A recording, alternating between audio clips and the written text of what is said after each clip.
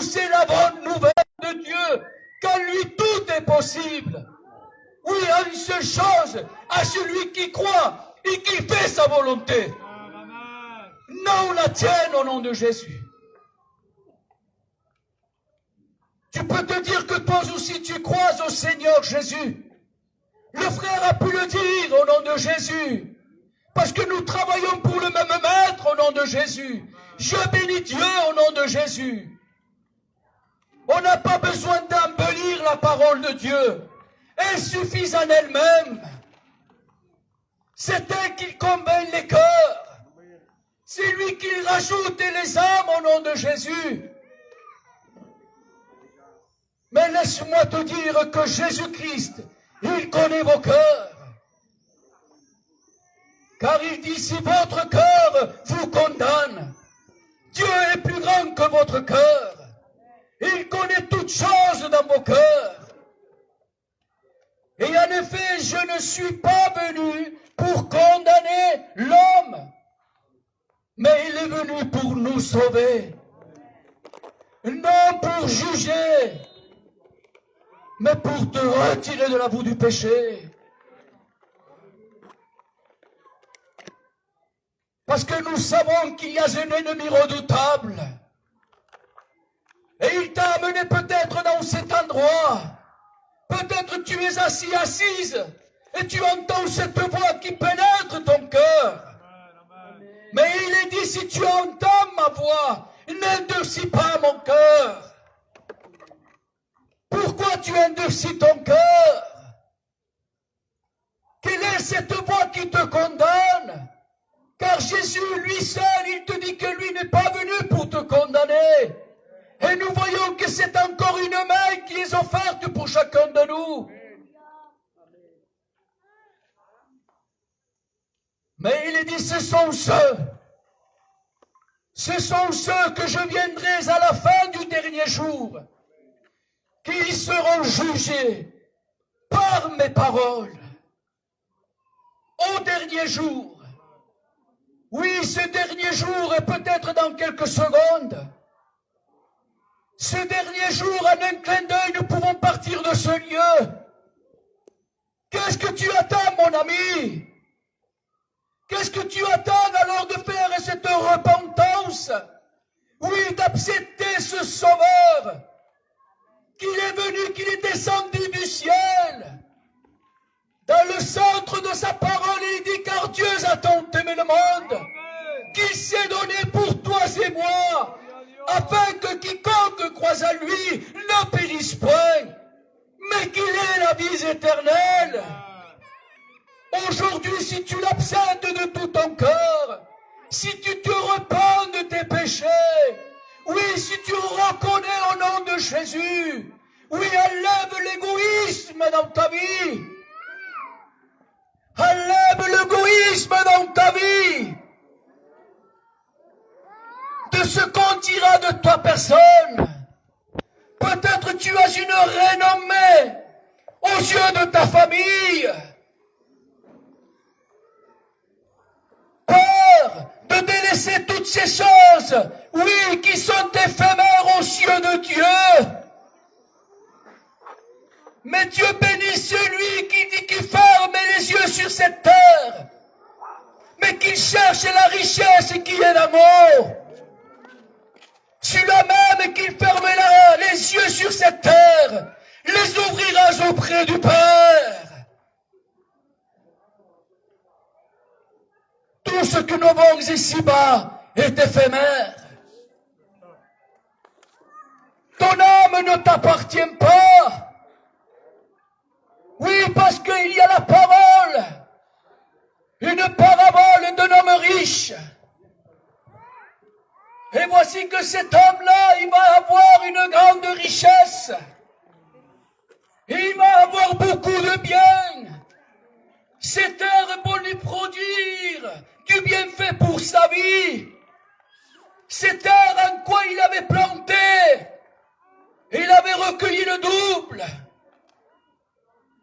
Mais il y avait un frère qui descendait du milieu de ce monde et il lui avait dit, Maître, Jésus, dis-lui à mon frère,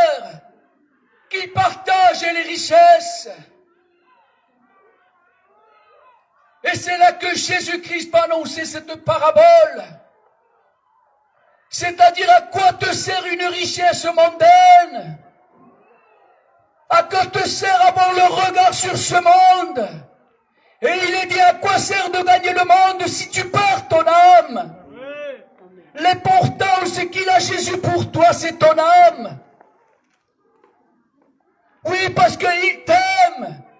Il a payé son prix de sa vie pour toi. Mais oui, pasteur, tu ne comprends pas ma situation. Oui, pasteur, tu es là, mais tu dis à ma vie que ça n'est rien. Oui, d'aller chercher toutes ces choses du monde. Mais de quoi sera fait le lendemain? Laisse-moi te dire, mon ami, que le lendemain ne t'appartient pas. Jésus pourvoit pour nos besoins. Jésus connaît nos cœurs. Il connaît nos vies. Et il sait de quoi tu as besoin. Il nourrit même les oiseaux. Raconte-nous que nous sommes tes enfants, celui qui nous a créés. Et il nous aime au nom de Jésus. Mais oui, je suis dans le péché. J'ai touché des choses qui ne sont point à la gloire de Dieu. Oui, moi et ma compagne, ça ne va plus dans ma maison. J'ai côtoie d'autres personnes avec qui je me sens bien. Pardonne-moi du mot, on touche des boissons et on revient dans nos foyers, on n'est plus les mêmes personnes. Nos enfants, nos compagnes se cachent dans une chambre. Oui, parce qu'ils ont peur. Et cela pour toi, c'est une renommée aux yeux des jeunes qui grandissent au milieu de notre peuple. Maintenant, nous voyons que nos parents, nous voyons qu'ils n'ont plus de solution avec leurs enfants. On veut arranger les problèmes de nos enfants et nous voyons que nos enfants, ils sont là. Ils sont presque à élever les poings contre toi. Oui, pourquoi? C'est le péché qui déforme le cœur de l'homme. Et nous savons que l'ennemi sait jouer. Et il joue ses dernières cartes. Alors, mon ami, je ne veux pas aller plus loin. Vous avez compris la parole de Dieu. De ce que Jésus est venu pour briser les œuvres du diable. Je te présente un Jésus, le libérateur, le je suis. Tout est possible à lui, à celui qui le croit. Il est capable d'enlever, oui, cette atmosphère qu'il y a dans ta maison. Tu es tourmenté jour et nuit. Oui, on est même à gaspiller je ne sais pas combien d'argent pour s'acquérir des petites vacances. Mais on le sait qu'au dernier jour de nos vacances, on doit revenir au même lieu. Et nous voyons que toujours nous sommes face à ce problème. Mais la Bible il dit dans Matthieu 11, 28, mon ami, venez à moi, oui, vous tous. Il vous invite au nom de Jésus. Oui, vous tous fatigués, chargés. Moi, l'Éternel Dieu, je vous donnerai le repos. Amen. Alléluia. Amen. Que Dieu soit béni. Que Dieu soit glorifié dans cette soirée. Oui, pourquoi? Parce que tu es important aux yeux de Dieu. L'ennemi te fait croire le contraire, que tu n'as pas d'importance. Même si tu n'as pas fait la paix avec Dieu, laisse-moi te dire que l'amour de Dieu surpasse toute chose qui te condamne. Nous avons un Dieu d'amour, un Dieu de compassion et un Dieu de miséricorde. Il a souffert pour toi et moi sur cette croix de Golgotha. Ils l'ont frappé pour toi et moi. Ils lui ont arraché la barbe. Mais tu sais, qu'est-ce qu'il a dit pour toi et moi? Son regard est sur toi. Et ils lui disent encore, Père, Père, pardonne-leur, car ils ne savent pas ce qu'ils font. Oui, il veut te pardonner. Fais ce demi-tour au nom de Jésus. Renonce à ce péché au nom de Jésus. Reste éveillé avec la personne de ton Sauveur. Car c'est lui qui commentera pour toi. Et il est dit dans l'Exode 14, 14, cesse de combattre de toi-même, car tu seras toujours vaincu. Mais le seul qui puisse combattre contre la puissance des ténèbres, il s'appelle Jésus. Amen. Alors, s'il y a un problème dans ta vie, mon ami, ma sœur, mon frère, si tu es fatigué au nom de Jésus-Christ, avoue-le au nom de Jésus-Christ et repars avec la personne de Jésus-Christ. Maintenant, si tu entends la voix de l'Éternel, s'il y a l'Esprit de Dieu qui te tourmente dans ta maison, oui, laisse-toi affranchir par la parole qui est vivante. Nous ne te prêchons pas un Dieu mort. Nous ne te prêchons pas un Dieu sourd.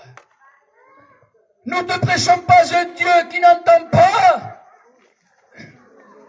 Nous ne prêchons pas un Dieu qui va vers toi. Mais nous te prêchons un Dieu qui est vivant. Qui a la solution pour toi. Oui, il est capable de te guérir. Il est capable, oui, de te libérer de toutes ces chaînes.